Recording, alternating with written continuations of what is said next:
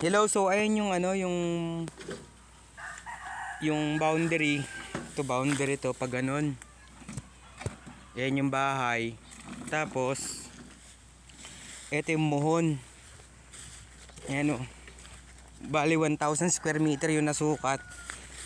Ayan yung muhon. Ayan, malapad yung harapan.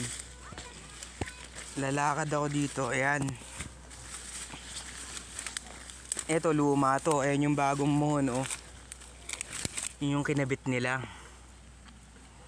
Ito may kawayan pa kasi sinukat to ng engineer. Tapos bali ayun yung bahay. Dito pa yung ano, yung harapan. Pas pag diniretso doon, didiretsohin ko. Babalik ako doon hanggang doon sa hindi pa ako nakakapaglinis kasi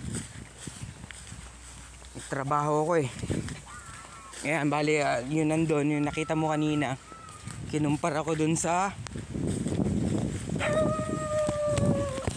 ayan. Ayan yung bahay oh.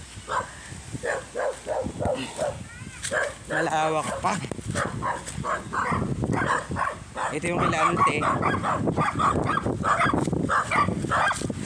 Ito yung mangga. Sakop mo pa yan. Tapos ito yung muhon oh. Ayun yung muhon na bago. May kawayan kasi bago. Ayan oh, fresh na fresh. Bali 1,000 square meter yan.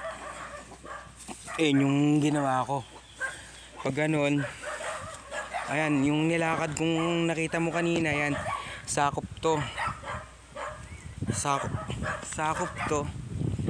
Pag ganun, sakop to. Pag ganun, ayun yung 1,000 square meter.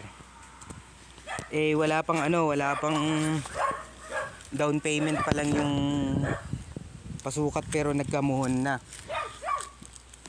Mag-usap na lang tayo pag ano. Bali ayan. Malaki pala.